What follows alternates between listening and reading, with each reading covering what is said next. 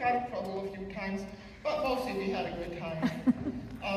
And lots of laughs through high school, and we went to college together. I don't know if he had more roommates or me. We kept going through them like flies because we just had such awful roommates. And the one time he came over to my dorm and I was crying because I'm like, I can't stand it here because I can't stand mine. And I said, I saw this on some show, let's do it. We opened up the window of the quad at Kent State and we hung our heads outside and we yelled, I'm mad as hell and I'm not gonna take it anymore. And we did it a couple times and we just both started laughing. That was like this crazy, you know, and like, okay, we'll be okay now. But Mike also had another side, a deep spiritual side.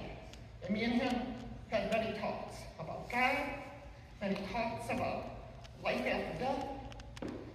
And I know now, in all my heart, that he's with us. I know now that he will always be in my heart and in yours, but he will always be here. And I'm not going to say goodbye to him. I'm just going to say until we meet again. And that's what I got.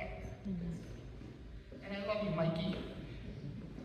First of all, if it weren't for Becky being my best friend within 2 weeks of my first year of college, I met Mikey through Becky.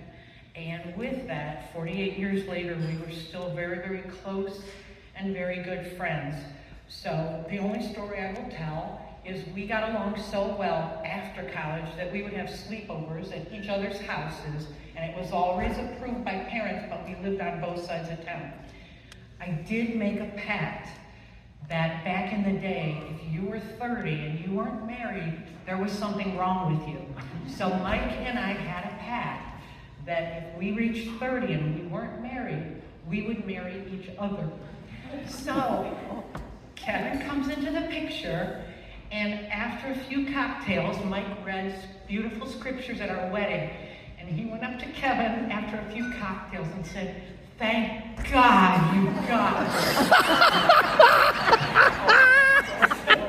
So that's our relationship. Many, many concerts and many, many evenings at Whiskey Island, and we just love it, my husband and I, and Becky. Many plays and seeing a lot of familiar faces from family. I'm going to leave with a quote, because when I had some losses in my family, it's up on my wall, and a friend quilted this for me.